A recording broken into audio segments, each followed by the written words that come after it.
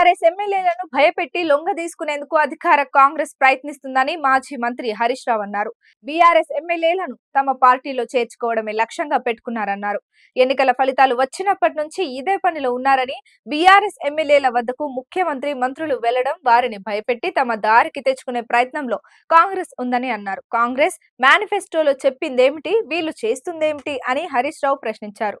మేనిఫెస్టోలో పార్టీ మారిన ఎమ్మెల్యేలపై వెంటనే అనర్హత వేటు వేయాలని చెప్పిన కాంగ్రెస్ పార్టీ ఇక్కడ మాత్రం దానిని తుంగలోకి తొక్కి బీఆర్ఎస్ ఎమ్మెల్యేలను టార్గెట్ గా చేసుకుందని హరీష్ రావు అన్నారు.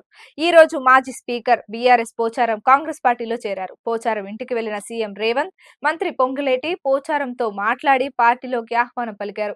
ముఖ్యమంత్రి ఆహ్వానం పట్ల పోచారం సానుకూలంగా స్పందించడంతో శాలువా కప్పి పార్టీలోకి ఆహ్వానించారు. బీఆర్ఎస్ లో సీనియర్ నేతగా ఉన్న శ్రీనివాస్ రెడ్డి కుమారుడు భాస్కర్ రెడ్డితో కలిసి హస్తం గూటికి చేరడంతో కారుకు పెద్ద షాక్ తగిలినట్లయింది.